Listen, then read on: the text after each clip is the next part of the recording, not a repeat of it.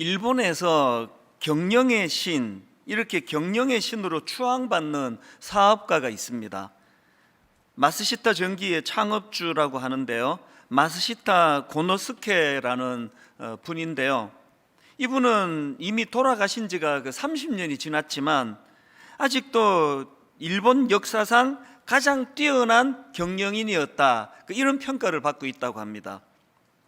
2000년도에 밀레니엄 특집으로 조사한 여론조사에서도 지난 1000년 동안 일본에서 가장 뛰어난 기업인 1위, 바로 이분이 꼽힐 정도로 그렇게 인정을 받는 분이라고 하는데요, 제가 이분에 대해 알게 된 것은 이분이 쓴 사업은 사람이 전부이다, 이런 제목의 책을 통해서였습니다. 그 책 목차가 되게 흥미롭습니다. 1장 사람을 쓰다, 2장 사람을 움직이다, 3장 사람을 키우다, 4장 사람을 살리다, 5장 사람이란 무엇인가. 모든 목차가 그 사람 이야기로 꽉 차 있는 게 굉장히 특이했습니다. 그 책에 이런 내용이 나옵니다. 아마 이분이 창업 초기에 그 직원에게 했던 말인 것 같은데요, 이런 말을 했다고 합니다. 만일 고객들이 마스시타 전기가 무엇을 만드는 회사냐고 물으면 제품이 아닌 사람을 만드는 곳이라고 답하게나. 그 한마디에서 이제 이분의 정신이 느껴질 수 있는데요, 또 다른 책에 마스시타 고노스케라는 제목의 책에서도 비슷한 내용을 제가 발견을 했습니다. 내용이 이렇습니다.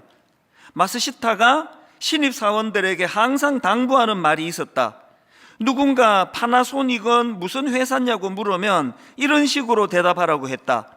우리 회사는 사람을 만드는 회사입니다. 더불어 상품도 만드는 회사입니다. 전기 전자제품도 만듭니다. 물건을 만들기 전에 사람을 만드는 회사입니다. 이게 굉장히 독특하더라고요. 뭘 만드는 어떤 회사냐 물으면 우리 회사는 사람을 만드는 회사입니다. 물건도 만들고요. 이 어디에 강조점이 있는지를 지금 느낄 수 있게 만드는 거 아니겠습니까? 그래서 제가 이분과 관련된 책들을 쭉 읽다가 보니까 이 사업은 사람이 전부다, 이게 그냥 그 구호가 아니라 실제적으로 이 사람의 그 정신이었다는 것을 좀 알 수가 있게 됐습니다. 이제 물론 그 이분에 대한 그 부정적인 부분도 있는데 이제 뒷부분에서 제가 이거를 다루려고 하고요. 어쨌든 제가 오늘 본문 말씀을 묵상하다가 이분이 쓴 이 책 제목 사업은 사람이 전부다, 이게 불쑥 떠올랐던 이유는 오늘 본문 말씀이 바로 이런 예수님의 정신을 그대로 담고 있기 때문입니다. 오늘 본문 말씀은 이제 예수님께서 12명의 제자들을 부르시는 그 내용을 다루고 있는데요, 저는 오늘 본문에서 이 예수님과 관련한 두 가지 두드러지는 점을 발견을 합니다. 첫째가 뭐냐 하니까 예수님은 이 사람을 통해 일하시는 분이라는 겁니다. 14절입니다. 이에 12를 세우셨으니, 이렇게 표현하고 있는데요, 제가 자료를 찾다가 보니까 여기서 중요한 것이 이 제자들을 세우시던 시점이라는 겁니다. 언제 12명의 제자들을 세우셨느냐? 바로 앞에 나오는 6절입니다. 6절에 이런 내용이 나옵니다. 바리새인들이 나가서 곧 헤롯 당과 함께 어떻게 하여 예수를 죽일까 의논하니라. 지금 마가가 그 기록해 나가는 과정에서 뭘 강조하고 있는가 하니까 지금 예수님은 이제 그 당시 기득권자들이 예수를 죽이려고 의논하던 그 시점에 12명의 제자들을 세우고 계신다. 이 뭘 강조하는 거겠습니까? 이제 주님은 앞으로 닥칠 십자가와 죽음을 염두에 두시고 미리 제자들을 택하여 훈련시키시기를 원하신다. 이 정신을 지금 마가복음이 강조하고 있다는 겁니다. 참 이게 저에게도 감동이 됐던 게요, 12명의 면면을 이제 쭉 살펴보면 아시겠지만 이 잘 준비돼 가지고 언제든지 바로 투입할 수 있는 사람이 아닙니다. 이 훈련을 거치지 않으면 도저히 쓸 수 없는 그런 사람들을 주님이 선택하시고 미리 주님이 그들을 훈련시키고 계시는 이 사람을 통해 일하시는 예수님의 그 정신 때문에 저같이 이렇게 평범하거나 약간 또 떨어지거나 하는 저 같은 사람도 쓰임을 받고 있는 거 아니겠습니까? 그런가 하면은 본문에서 두드러지는 한 가지가 더 있는데, 두 번째로 우리가 발견하는 게 뭐냐? 예수님은 사람을 소중히 여기시는 분이라는 겁니다. 사람을 통해 일하실 분 아니라 사람을 소중히 여기시는 분. 오늘 본문에 보면은 예수님이 12명의 제자들을 세우신 목적을 이 세 가지로 지금 설명하고 있는데요. 14절 15절입니다. 이에 12를 세우셨으니 이는 자기와 함께 있게 하시고 또 보내사 전도도 하며 귀신을 내쫓는 권능도 가지게 하려 하심이로라. 여기 보니까 세 가지 목적이 나오는데, 제가 주목하는 거는 가장 먼저 나오는 목적이 뭐냐? 자기와 함께 있게 하시고. 이게 그렇게 감동이 되는 겁니다. 여러분이 기능만을 강조하는 세상에서는 절대로 보기 힘든 구조 아닙니까? 어느 회사가 사람을 쓰면서 내 자네 키워주려고 불렀네, 이런 회사가 뭐 간혹 있기는 하지만 이게 되게 생소한 이야기 아닙니까? 누가 월급 줘가면서 내 너희들과 함께 있으려고, 당신과 함께 있으려고 내 당신을 뽑았어, 이러는 회사는 거의 없습니다. 뭐 회사가 거의 없다는 건 당연하고요. 어느 교회가 성도들의 피 같은 헌금으로 유지되는 교회에서 내가 당신을 키워주고 싶어서 내가 전사님과 함께 있으려고 청빙합니다, 이러는 교회는 없습니다. 이거는 세상의 원리랑 맞지가 않습니다. 그런데 예수님께서는 제자들을 부르신 목적에 가장 우선적으로 함께 있기를 원하신다는 겁니다.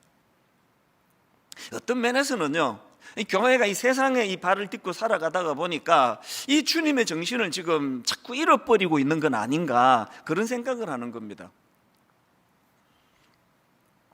지금 1만 성도 파송 운동을 선언하고 나니까 많은 성도님들도 이제 참 걱정도 많고 또 여러 가지로 기도 제목으로 지금 고심하고 계시다 그러는데요. 1만 성도 파송 운동을 선포하고 나서 제일 불안한 그룹이 있다면 우리 직원들입니다. 당장에 이제 한 11개월 지나면은 성도님이 4분의 3이 지금 준다 그러는데, 그럼 우리는 어떻게 되는 거냐고, 직원들이. 그 걱정이 되는 거 당연한 거 아닙니까? 제가 지난 연말에 전체 직원을 다 모아놓고 약속 하나 했습니다. 여기 교회다, 어떤 경우라도 성도님들이 4분의 3이 줄어서 이제 직원들이 4분의 3이 필요 없어서 4분의 3은 내보내는 일, 그런 일 하지 않는다. 이게 교회다.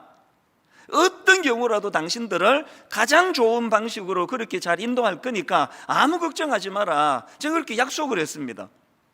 제가 이렇게 교회를 대표해서 약속할 수 있는 근거는 모든 성도님도 저하고 비슷하게 생각하리라고 믿습니다. 이 중에 혹시 우리가 내는 헌금으로 왜 쓸데없는 직원들을 그대로 두느냐고 다 쫓아내세요, 그런 분은 안 계시겠죠, 설마? 왜 그런 분이 안 계시리라고 제가 확신합니까? 그게 교회니까요.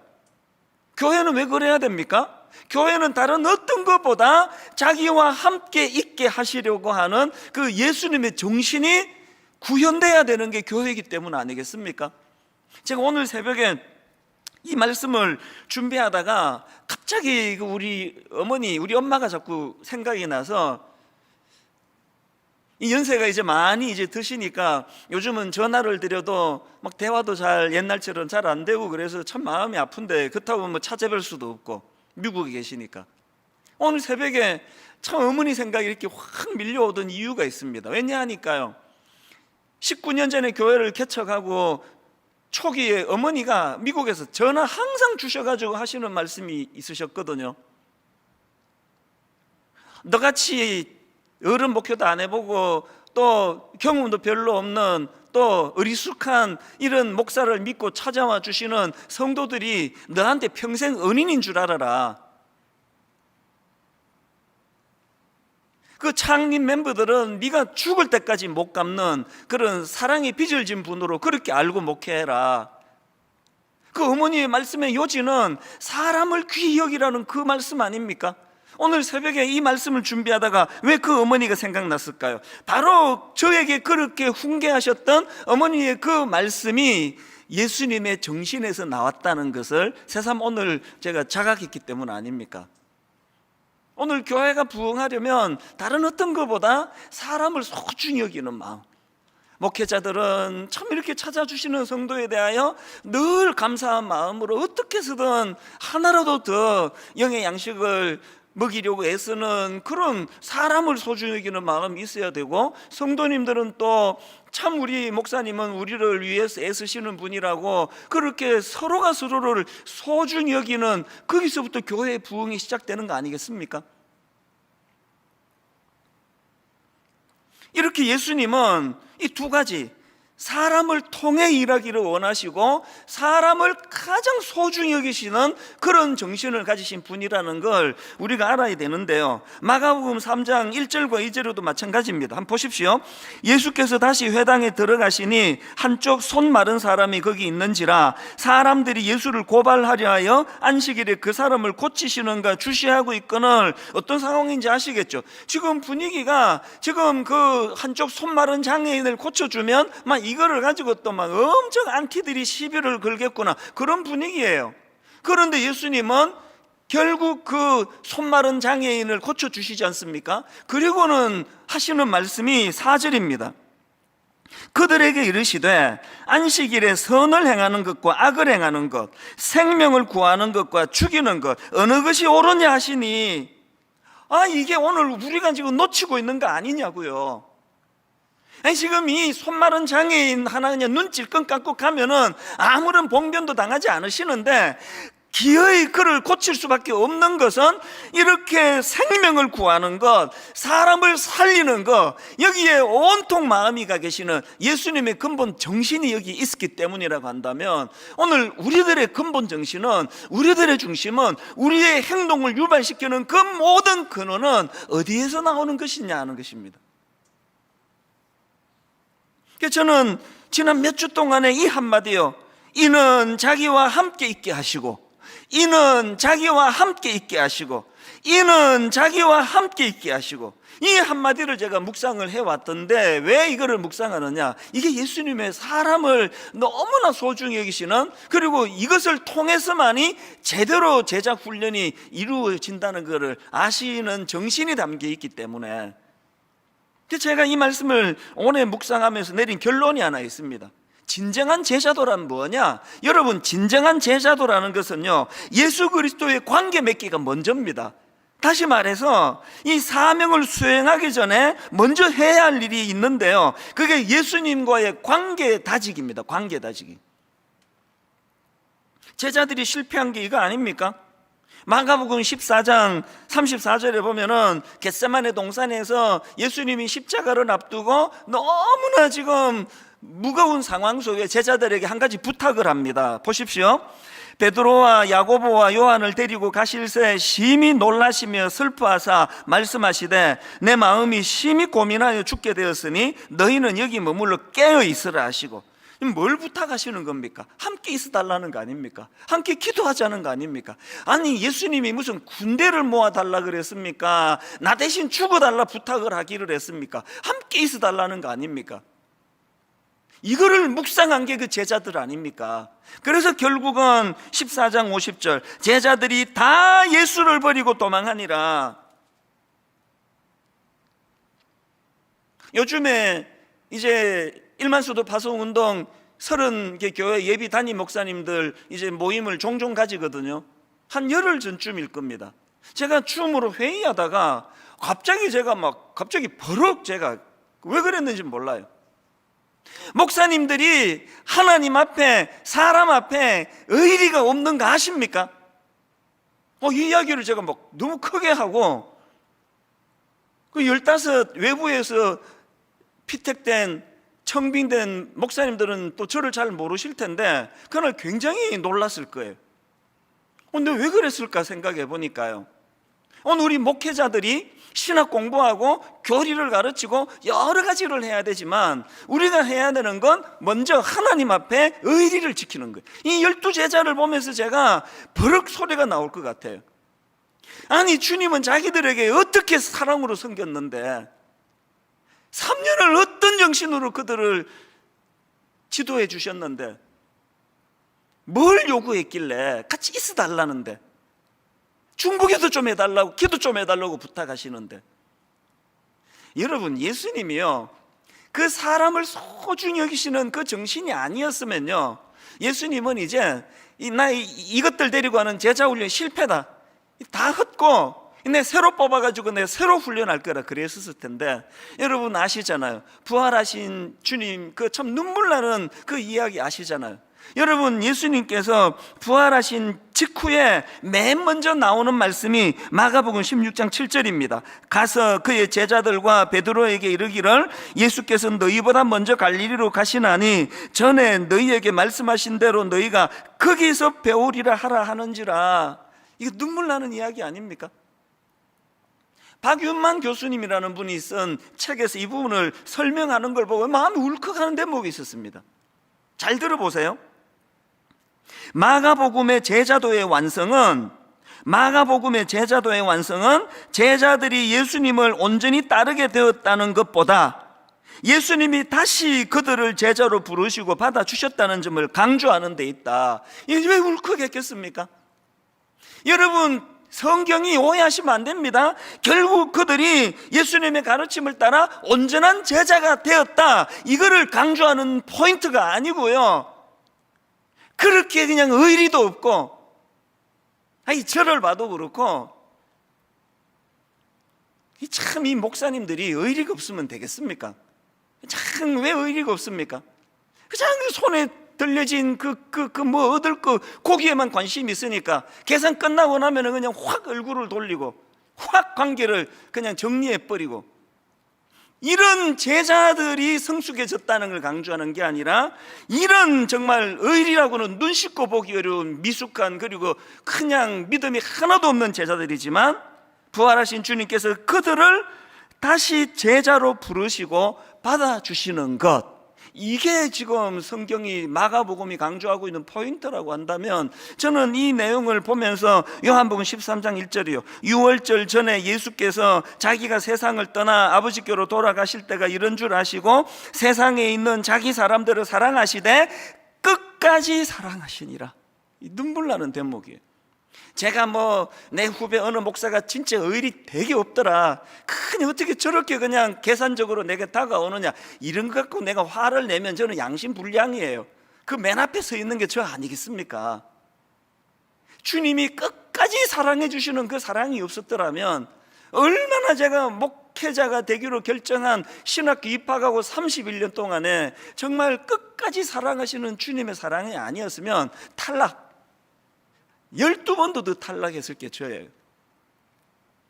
그래서 제가 하나 깨달은 게 뭐냐, 여러분, 우리가 두려워해야 될 것은요, 우리 안에 능력 없음이 아니고요, 우리 안에 능력 없는 걸 두려워해야 되는 게 아니라 이 끝까지 사랑하시는 주님의 사랑을 잘 모른다는 거, 우리 이걸 두려워해야 된다는 것입니다. 그래서 저는 오늘 이 본문 말씀을 통해서 우리가 그 두 가지 실천사항, 꼭 우리가 이것을 마음에 담고 노력해야, 몸부림쳐야 되겠다는 두 가지를 말씀드리고 싶은데요, 실천사항 첫 번째가 아주 쉽습니다. 긴장하지 마세요. 너무너무 쉬워요. 우리가 할 실천사항, 누리기입니다. 누리기. 그냥 누리면 되는 겁니다. 신앙생활은 누리는 거예요. 뭘 누리는 겁니까? 자기와 함께 있게 하시고, 이건 누리는 거예요. 뭘 누리는 겁니까? 사랑하시되 끝까지 사랑하시는 그 주님의 사랑을 누리는 겁니다. 요즘에 이 청년들이 자꾸 교회를 떠난다 그러는데요, 우리 기성세대 책임이 큽니다. 청년들이 왜 교회를 떠납니까? 주 안에서 누리는 게 뭔지를 전혀 모르기 때문에 그래요. 그저 그냥 어릴 때부터 규율만 있고, 그냥 예배 드리자, 성경 외워라, 이런 그 강요만 있고, 신앙생활의 묘미는요, 주님이 우리와 함께 하시기를 원한다. 끝까지 사랑하시는 그 주님과 함께 하는 것이, 이게 신앙생활이다. 이걸 누리는 게 이게 신앙이에요.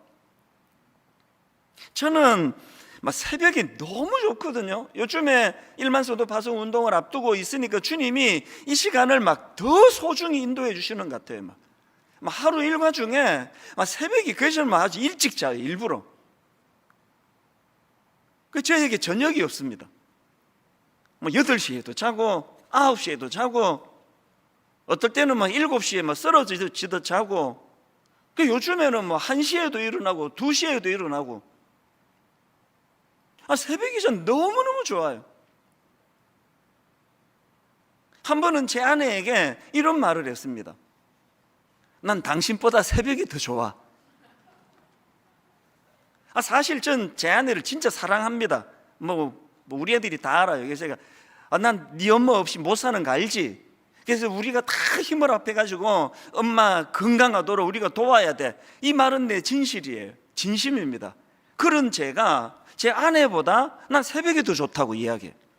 근데 이게 사실 이 문법적으로 이게 어폐가 있는 표현이에요. 제 아내는 인격체고 새벽은 비인격체인데 어떻게 이걸 비교합니까? 여러분, 어떻게 제 아내라는 인격체와 새벽이라는 비인격체를 비교할 수 있는가 하면은요, 여러분, 이 찬양 속에 그 답이 다 있습니다. 저는 새벽마다 이 찬양이 저에게 굉장히 의미가 있다고 저는 생각합니다. 저 장미꽃 위에 있을 아직 맺혀 있는 그때에 귀에 은은히 소리 들리니 주 음성 분명하다. 이거 제가 제 아내 보고 난 당신보다 새벽이 더 좋아, 이 말은요, 그 새벽이라는 비인격체를 좋아하는 게 아니고요, 저는 새벽에 만나는 주님이 좋다는 거예요. 2절 가사에도 보니까요, 그 청한 주의 음성, 그 청한 주의 음성 우는 새도 잠잠케 한다. 내게 들리던 주의 음성이 늘 귀에 쟁쟁하다. 저는 이 후렴 말씀이 내 인생의 주제가가 되기를 원합니다. 주님 나와 동행을 하면서 나를 친구 삼으셨네. 우리 서로 받은 그 기쁨은 알 사람이 없도다. 제가 이 가사에서 감동이 되는 건요, 우리 서로 받은 기쁨이래요. 저만 기쁜 게 아니고요, 저와의 교제를 주님도 기뻐하신다는 게, 이게 말이나 되는 이야기입니까? 나 같은 이런 정말 이 피조물 중에도 아무 쓰잘데도 없는 나 같은 것을 교제하는 것에 대하여 우리 서로 받은 그 기쁨 알 사람이 없도다. 여러분, 이거 아십니까? 신앙생활은 비밀이에요. 신앙생활은 신비입니다. 큰 교회 목사 됐답시고 그냥 눈에 보이는 것만 갖고 그들먹거리면요, 내 영혼은 죽은 거예요. 교회가 얼마나 커지느냐 안 커지느냐가 중요한 게 아니고 내 생애에 가장 소중한 건 새벽이에요. 새벽. 최근에도요, 우리 교역자 한 사람과 1만 성도 파송 운동 이런 이야기를 하다가 갑자기 마음에 또 두려움이 확 몰려오는 겁니다. 지금 안티들이 또 뭘로 공격하고 있을지를, 뭘로 준비하고 있을지를 어떻게 아느냐고. 이제 30개 교회 이제 4월 첫 주부터 이제 담당 목사님들이 발표가 나고 여러 가지 이런 것들이 이제 또 오를 때에 이런 이야기를 나누고 생각을 하니까 또 갑자기 또 두려움이 확 밀려오는 겁니다. 저는요, 이렇게 막 두려움이나 걱정이 밀려오면 생각을 많이 안 해요. 두려울 때 생각하면 두려움을 가중시키더라고요. 그런 때는요, 집에 가서 밥 먹고 이제 자버려요. 그냥 초저녁에 자버립니다. 그날도 새벽 일찍 일어나가지고 1시였는지 2시였는지 제가 메모를 안 해서 기억이 안 나는데요, 평소보다도 더 일찍 일어나 한 4시간 5시간 충분한 하나님의 사랑 안에, 끝까지 사랑하시는 그분의 사랑 안에 제가 거하면서 그 새벽에 다 회복이 돼버렸어요. 어제 그렇게 마음의 근심이 또 두려움이 몰려오면서 교회를 나섰는데, 퇴근했는데 밤새 새벽에 뭔 일이 일어났는지 교역자들은 맨날 신기한 거예요. 목사님 또 멀쩡하시네. 멀쩡하죠. 새벽이 있었는데요. 여러분, 누리셔야 합니다. 뭘 누리셔야 된다고요? 자기와 함께 있게 하시는 그 주님의 사랑을 누리셔야 돼요. 그리고 뭘 누리셔야 돼요?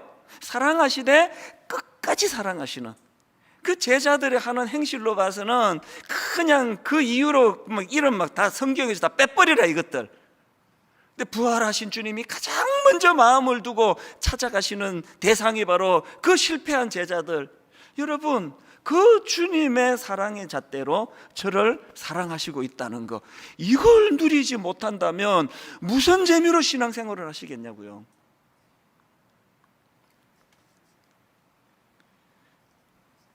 그런가 하면은 두 번째로 우리가 실천해야 될 게 하나 있는데요, 사람을 소중히 여기시는 그 태도를 회복해야 된다. 이거 반드시 우리가 해내야 될 실천사항입니다. 자, 본문 14절 15절의 흐름을 다시 한번 보십시오. 14절만 한번 보시겠습니까? 이에 12를 세우셨으니 이는 자기와 함께 있게 하시고 그 다음에 또 보내사 전도도 하며 귀신을 내쫓는 권능도 가지게 하려 하심이로라. 제가 여기서 주목하는 게 뭡니까? 다시 강조합니다. 지금 여기 또 보내사 바로 앞에 뭐가 있습니까? 자기와 함께 있게 하시고가 먼저 있는 거예요. 여러분, 주님과 함께 교제하고 그분의 사랑을 누리는 일이 충분히 이루어진 다음에 보냄을 받아야 돼요. 자기와 함께 있게 하시려는, 그래서 사람을 소중히 여기시고 사람을 통해 일하시는 그 주님의 정신을 충분히 우리에게 습득이 된 다음에, 우리 안에 그것이 장착이 된 다음에 보냄을 받아야 돼요. 여러분, 한국교회가 이것 없이 기능으로 다가가가지고 무슨 은사가 있다 그러다가 어려움을 만나는 교회들을 지난 70년대 60년대 우리 많이 봐온 거 아닙니까? 왜 그렇습니까? 어떤 놀라운 신령한 은사를 배우기보다 경험하기보다 사모해야 되는 건 사람을 소중히 여기시는 그 주님의 정신을 그분을 통해 배우는 거예요. 이거 없이 목회하면 안 된다고 생각합니다. 제가 앞에서 마스시다 고노스케라는 일본 기업인 얘기를 들려드리지 않았습니까? 그런데 제가 이분과 관련된 자료를 보다가 보니까요, 이분이 설립한 마스시다 전기산업은 2차 대전 당시에 그야말로 전범 기업으로, 전쟁 물자 공급에 큰 역할을 했던 그런 전범 기업으로 평가를 받는다. 그 글을 제가 본 거예요. 그리고 더 치명적이었던 것은 그 과정에서 조선인들을 강제 동원해 노동시킨 전력을 갖고 있다는 겁니다. 이게 확 깨는 거예요. 아니, 이분이 그렇게 사람을 사랑하고 사람을 위하고 사람을 섬기는 그런 사람으로 알려져 있는데 그게 자기 나라 일본 사람에게만 통하고 바로 물 건너 참 그 당시 어려움을 겪고 있는 조선인들에 대해서는 그 사람을 소중히 여기는 게 통하지 않는, 이게 참 많은 생각을 하게 하는 겁니다. 여러분, 인간이 가진 의라는 건 항상 이런 거예요. 여러분, 인간이 가진 의라는 건요, 늘 제한된 자기 범위를 벗어나지 못하는 의라는 겁니다. 오늘 설교의 주인공이 인간 마스시타 고노스케가 되면 안 되는 이유가 여기에 있는 거 아닙니까? 오늘 우리가 많은 정치가들에게 맨날 상처받는 게 이거 아닙니까? 사람을 가장 위한다 그랬는데 가만히 보니까 자기 사람만 위하네, 자기 사람. 오늘 우리가 이런 자기 의에서 만들어진 사람을 사랑하는 마음이 있다면 이것들은 이제 다 폐기가 되고 예수 그리스도로 말미암아 그분으로 인해 만들어진 사람을 소중히 여기는 마음이 회복되기를 바랍니다. 교회가 부흥하려면 바로 이 예수님의 근본 정신 차원에서의 차별하지 아니하고, 뭐 좀 많이 교회를 위하여 봉사하면은 더 많이 사랑하고, 헌금을 많이 내면 더 많이 사랑하고, 이거는 자기 의에서 나온 사랑이에요. 교회는 그런 것들로 차별하지 아니하고 그 주님의 사랑으로 사람을 참 소중히 여기는 것. 그래서 저는 일만 성도 파송 운동 그 30교회 예비 담임 목사님들에게 저는 공포의 반복이 내 별명을 내가 지어봤어요. 난 이 중요하다 싶으면요 막 했던 이야기 또 하고 또 하고 또 하고 또 하고 하는데요, 지금 30개 교회 예비 담임 목사님들에게 내가 작정하고 있는 게 하나예요. 계속 이 말을 합니다. 분당 우리 교회나 제가 여러분들을 담임 목사로 모신 거는 30개 교회, 한국 교회를 살리는 이 30명의 용사를 세운 거 아닙니다. 한국 교회를 뒤집어 놓을 30명의 용사를 우리가 청빙한 게 아니라 그저 평범한 분당 우리 교회 성도들을 섬기는 담임 목사님으로 모셨습니다. 이 이야기를 계속하고 있습니다. 다음 모임에 또 할 거예요. 한국 교회를 뒤집어 놓을 그런 용사도 필요하겠지만, 오늘은 여러분 너무나 평범하게 짝이 없는 저와 여러분 같은 평범한 사람들을 위하여 십자가에 당신의 모든 것을 다 내어주셨던 그 한 생명을 사랑하시는 주님의 정신으로 목양할 그 한 사람이 필요한 시대라고 생각하거든요. 모든 이 땅의 교회들마다 그 주님의 정신으로 목양이 이루어지면 무슨 한국교회 살리기 운동 같은 거 필요 없이 저절로 살아날 거라고 저는 생각을 하거든요. 1만 성도 파송 운동은 그게 너무 큰 의미를 자꾸 부여하는 그게 함정이라고 생각합니다. 아까 말씀드린 마스시다 고노스케라는 일본 기업가처럼 그저 자기 나라만 생각하고 자기 민족만 생각하고, 남의 나라 사람들은 그렇게 그냥 강제로 동원해 노동시키는 이런 차원에서의 사랑 말고요, 분당 우리 교회도 살아야 되겠고 이 땅의 모든 다 작은 교회들이 같이 살아야 되겠다는 그건 큰 하나님의 의가 되살아나는 차원에서 1만 성도 파송 운동이 이루어지기를 바랍니다. 그러기 위해서는 30개 교회 담임 목사님들이 이제 함께 섬기게 될 자기 교회 성도님들을 향하여 죽을 각오를 하고, 그것이 사람을 사랑하는 목회자의 모습이라고 생각합니다. 한 가지 얘기를 더 드리고는 말씀을 정리하려고 하는데요, 요즘에 제가 아주 친밀하게 교제하는 아주 젊은 기업가입니다. 임정택 대표라고 있는데요, 30대 후반이니까요 저하고 한 20년 이상 차이가 나요. 그러나 어떤 면에서 나이는 저보다 어리지만 저는 이분을 참 존경하는 그런 너무너무 참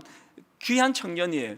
이분이요 25살 때 군대 다녀오고 복학하면서 하나님 앞에 진로를 놓고 기도하기 시작하는데, 하나님 저를 만드신 목적이 무엇입니까?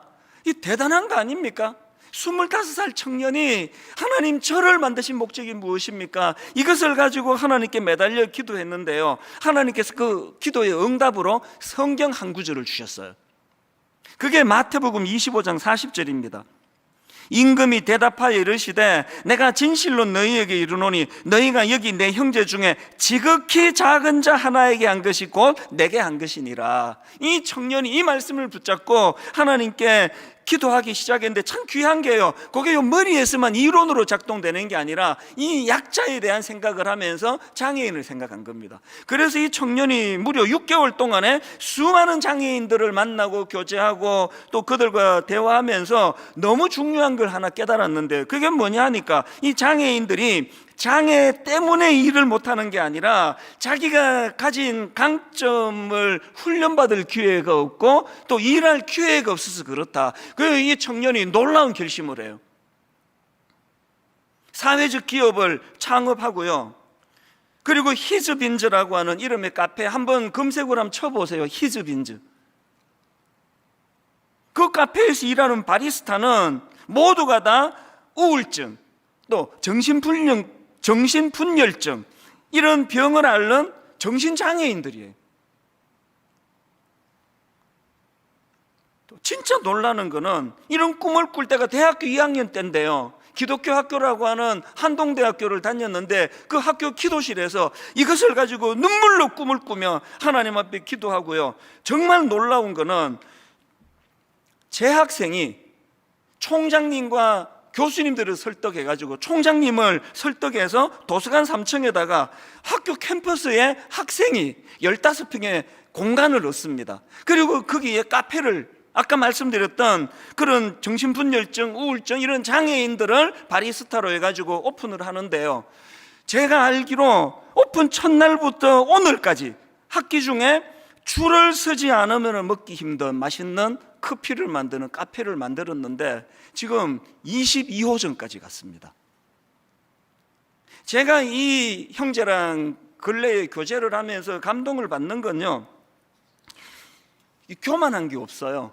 그 젊은 나이에 22호점까지 그렇게 만드는 탁월한 능력을 갖고 있는데 그걸 자랑하는 걸 한 번도 못 봤습니다. 왜 그런지 아십니까? 이분의 기쁨은 아까 제가 두 가지를 구현하는 거예요. 누리는 거예요.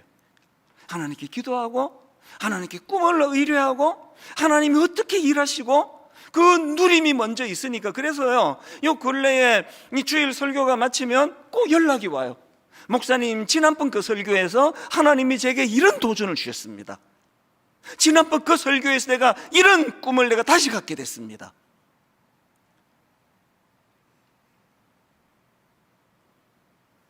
함께 있게 하시고 그 정신을 이 젊은 형제가 누리고, 그 예수님의 근본 정신인 사람을 소중히 여기는 그 정신을 갖고 있으니까 그 장애인들을 향한 이런 꿈을 가지고,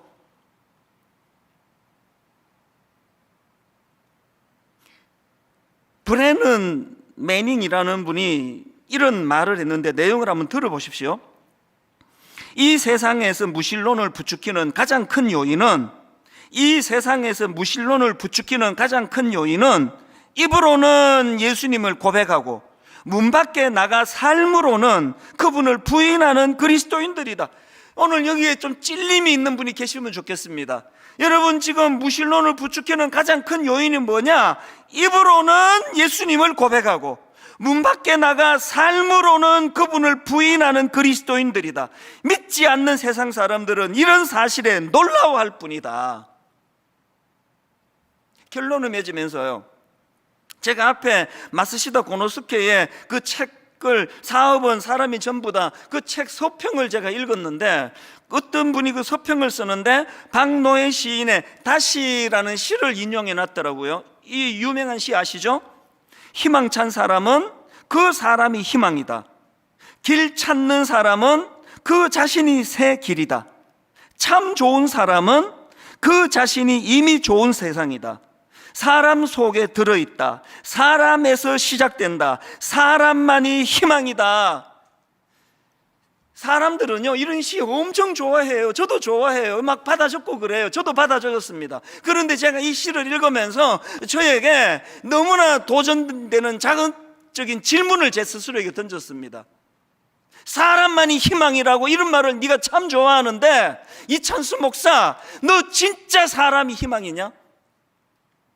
너 진짜 사람이 가장 소중하냐? 그 이론 아니냐? 그 문학적인 표현을 좋아하는 거 아니냐? 오늘 여러분, 제가 자극받았던 똑같은 질문을 던지기 원합니다. 여러분, 사람만이 희망이다 이런 말들 좋아하시죠? 근데 진짜 그렇게 생각하세요? 그 이론 아닙니까? 그 문학적인 표현을 좋아하시는 거 아닙니까? 뭔 삶이 맨날 이렇게 막연하고 맨날 추상적입니까? 이 고질병을 고치시려면요, 사람을 너무 사랑하셔. 사람을 사랑하시되 끝까지 사랑하셔. 십자가에 모든 걸 다 내놓으신 그 주님을 만나고 그 주님과 더불어 누리셔야 돼요. 이 젊은 청년처럼 그 주님과 교제가 충분히 이루어질 때 그 정신이 이론이 아닌 실제적인 삶 속에서 내 정신으로 승화될 줄로 믿습니다.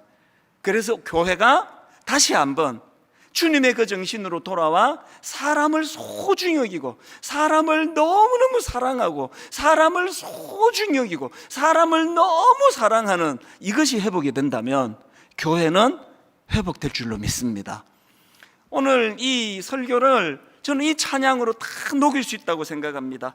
아까 제가 불렀던 그 찬양인데요, 찬송가 442장, 여러분 정말 가사를 생각하시면서 우리 이 찬양 부르기 원합니다. 저 장미꽃 위에 있을.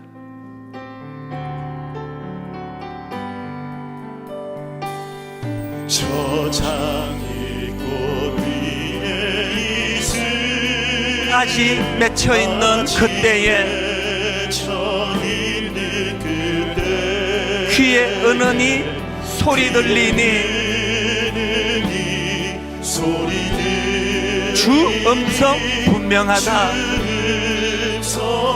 여러분, 우리가 누리셔야 됩니다. 주님과의 그 사랑을 누리셔야 됩니다. 주님 나와 동행을 하면서 나를 친구 삼으셨네.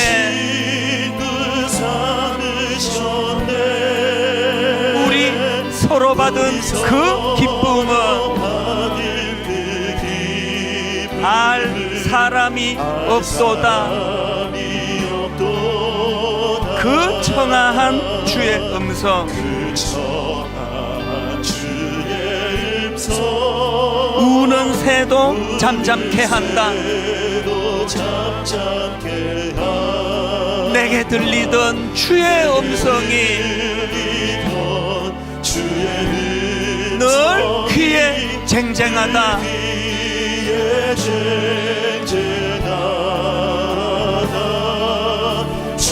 주님 나와 동행을 하면서 여러분 이 기쁨을 아십니까? 나를 친구 삼으셨네. 우리 서로 받은 그 기쁨은 알 사람이 없도다. 여러분 3절을 부르시기 전에요, 여러분 우리와 함께 있게 하시고 이 정신으로 우리에게 다가오시는 그 주님을 우리가 누리셔야 돼요. 그 주님을 새벽도 괜찮고 저녁도 괜찮고 점심 이후도 괜찮습니다.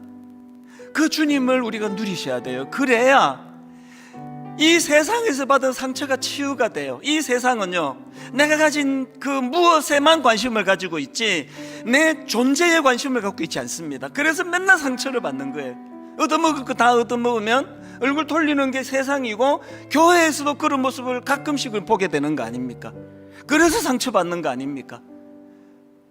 내가 가진 그 무엇 때문에 내게 관심을 갖는 분이 아니라 내 존재를 사랑하시는 그분과 교제하면 누리면 세상에서 받은 상처가 치유가 됩니다. 그리고 그 주님의 정신으로 무장하여 우리도 세상을 향해 나아갈 수 있게 되는 거거든요. 우리 3절 같이 찬양할 동안에 우리 안에 이 주님의 정신이 회복되기 원합니다. 이미 받은 상처가 치유되기를 원합니다. 이런 소원을 가지고 우리 3절 한 번 더 이렇게 노래하기 원합니다. 밤 깊도록 동산 안에,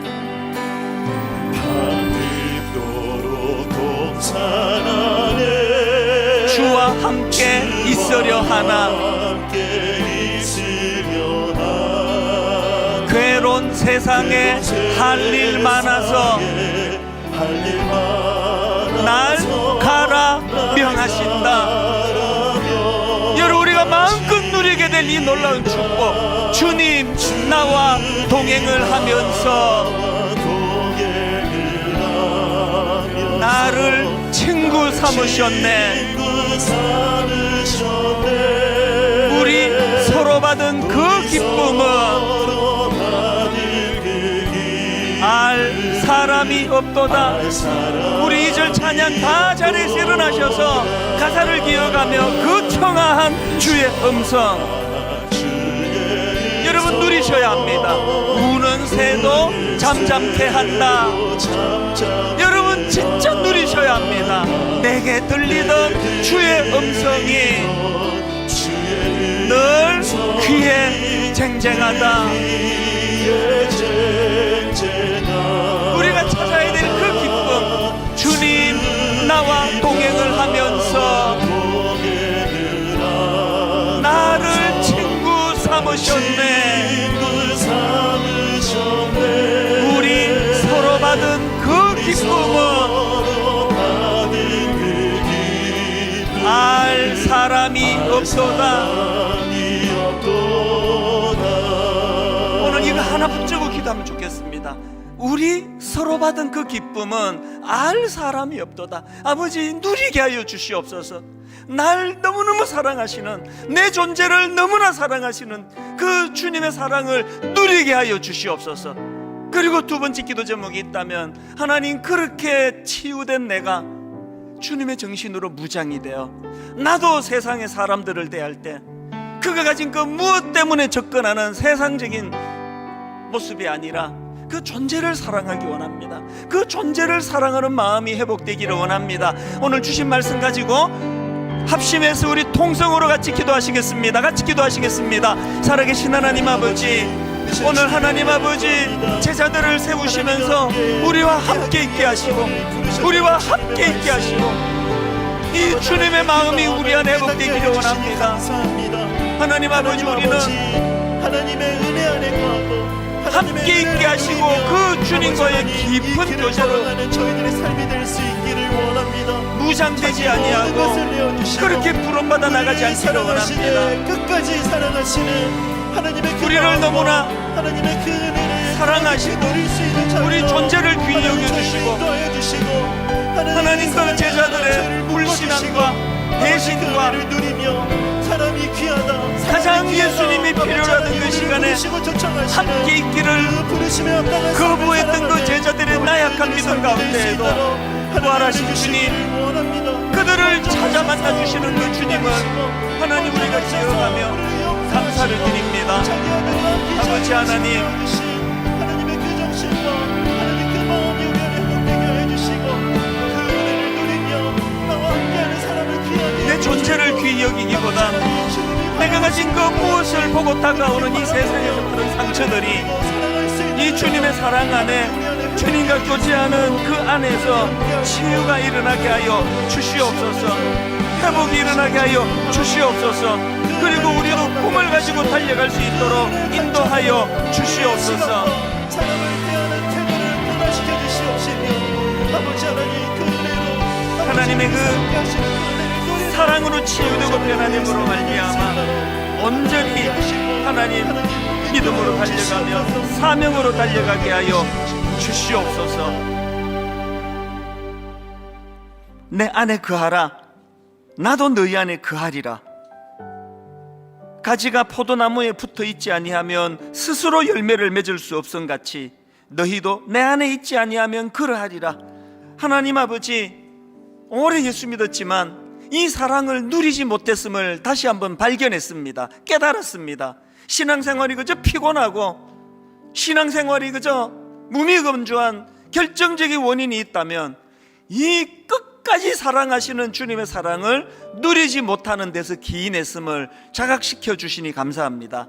그리고 하나님, 그 주님과의 그 놀라운 교제 안에서 그분의 근본 정신인 사람을 소중히 여기시고 사람을 통해 일하시는 그 정신이 우리 안에도 습득되게 하여 주시옵소서. 우리 안에도 그 정신이 회복되게 하여 주시옵소서. 이 땅의 아버지, 수많은 교회들 안에 이 정신이 회복될 때에 교회가 살아나는 줄 믿습니다. 교회가 회복되는 줄 믿습니다. 그 은혜의 자리로 하나님 나아가게 해주시고 우리 귀한 성도님들 이번 한 주간 동안에도 나의 안에 거하라, 주님과 함께 동거하며 그 주님과 동행하는 세상에서의 삶이 얼마나 마음의 기쁨이 넘치는가를 맛보고 경험하는 한 주간이 되도록 인도하여 주시옵소서.